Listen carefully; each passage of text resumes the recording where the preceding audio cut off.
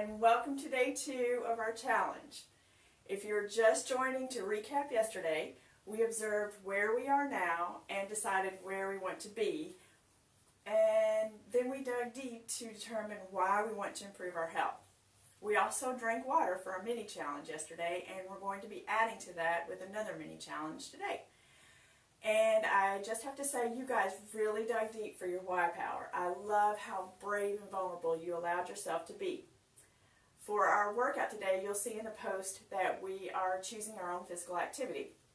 I got mine in today by going for a jog with my son and my dog.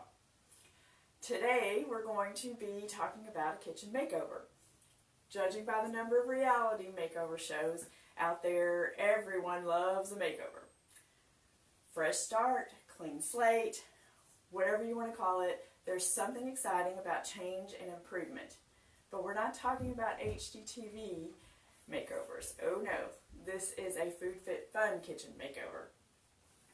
If a food is in your possession or location in your residence, either you, someone you love, or someone you marginally tolerate will eventually eat it. If a food and or drink isn't helping you with your health goals, why would you keep it? Well, here are a few of the excuses that I sometimes hear from clients. I hate wasting food. It was on special. My kid, husband, wife, roommate, dog likes these. It's for special occasions, like maybe this Thursday when you can't get your work at home laptop to connect to the network at your place of work. That's frustrating, right? Now, I'm sympathetic to having picky eaters in the house. There are ways to make that situation better, and I'll go into that in a minute. So hold on. A kitchen makeover gets rid of the non-nutritious stuff and or foods that trigger you to make poor eating choices. Then you replace the junk with lots of health-promoting foods. A kitchen makeover helps you stay in control and on track. You don't want to be deciding between ice cream and spinach while standing in front of the fridge 15 minutes before dinner time. Food decisions in our kitchen need to be foolproof because relying on willpower does not work when you are feeling tired, anxious, or stressed. A kitchen makeover helps you plan and structure healthy eating. So how do you do it? Gather all the unhealthy foods from your fridge and pantry. If a certain food has redeeming qualities, then you can take it to a local food bank or soup kitchen. These wonderful organizations need healthy options too.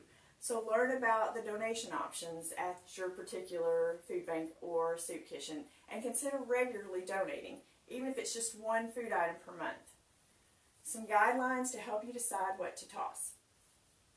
Observe junk foods such as chips, the obvious junk foods, candy, soda, instant foods like cake mixes and mashed potatoes, margarine and other processed fats, and most frozen dinners. Trick foods. These are foods that may seem healthy but aren't. They've gone from something good to something that a machine barfed out. These food products often have added sugar and have had most of their original nutrients stripped out. Things like sweetened yogurt and frozen yogurt, breads unless they are made exclusively with whole grains, granola bars, and fruit juice. A good rule here is to check the labels. Look for forms of sugar, as well as hydrogenated oil, fractioned oil, and preservatives. And if a product loudly proclaims its health benefits on its label, it's probably not that good for you. Organic sugar is still sugar. Then there's stuff you wouldn't even think about. This is even more challenging than the so-called healthier foods in the trick food list, because you don't think about these things being bad for you, or you may not think about them at all. These include sweetened condiments and relishes, breadcrumbs, croutons, and other dried bread products, processed meats such as hot dogs, and spreads such as Cheese Whiz. When in doubt, ask yourself a few questions. Does this food come in a bag, box, or plastic package? How far away is this food from what it used to be? And can you even tell what it used to be, or do you know what it used to be? Is this food perishable? Just about anything good for you goes bad pretty quickly. Obviously, there are exceptions, but for the most part, the mentioned foods aren't a good idea to consume on a regular basis. So now it's time to restock. And it's important to take this seriously. Here's how to quickly restock some nutritious foods. Remember not to overthink it. Pick your 3 favorite out of the following groups: vegetables, fruits, lean proteins, nuts, seeds, whole grains such as oats, quinoa, wild rice, brown rice, sprouted grain breads, corn. You get the idea. Write them down. I don't care if they're frozen or fresh. Just have them on hand so you can actually eat them. And don't worry, we'll be talking about meal planning tomorrow. Now, I'm not saying you should never eat the foods you're tossing again. That decision is up to you. But you may not want to keep the bulk 4-year supply stored on top of the fridge. Agreed? And remember, when you are restocking healthy foods, don't be fooled by the front of the package. Those darn labels will call out to you with claims like low fat, no added sugar, fat-free, whole grain, and so on. Don't believe it. So, that's how you do a food fit fun style kitchen makeover. Do you feel overwhelmed? That's okay. Instead of doing a full kitchen makeover, it's okay to take a baby step, such as only cleaning out your pantry or certain categories, such as chips and sodas. Take 1 or 2 small steps, doable steps, and feel good about those steps. As you get better at this and feel more confident, you can try taking on more. And about those family members or roommates that won't budge on keeping their junk food around, a few helpful tips. 1, you can ask them to hide the foods that are a trigger for you, and or ask them to not eat those foods in front of you. When you ask, do so nicely and explain that you're trying to improve your health and it's important to you.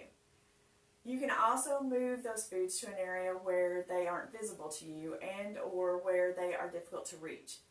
You may be thinking, hey, but I'll still know they're there. As someone who regularly walks into the kitchen and can't remember why, trust me, you will forget. If you're not seeing it, you'll forget.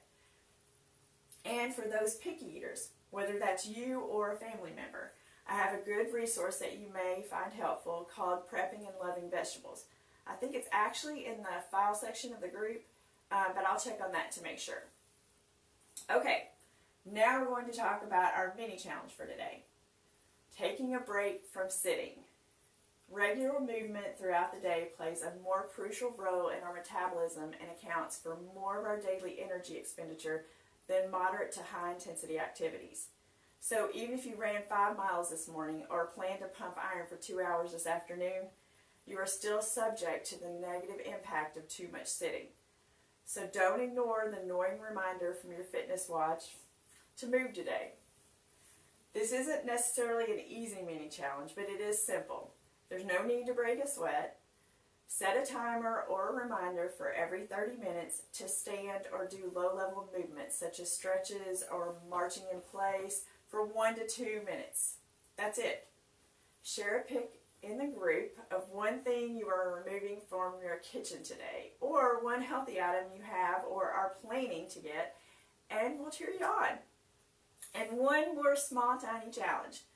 This is a supportive group, so I want to challenge you to comment on the pic or post of someone in the group that you don't know. Just 1 or 2 words of encouragement or celebration. It's surprising how big of a difference that can make in someone's day. All right, that's it for today. Take care, and I'll be talking with you again soon. And keep up all the posts and comments. It's been really fun, and I'm really enjoying it. And if you have questions, don't be afraid to ask. That's it. Bye for now.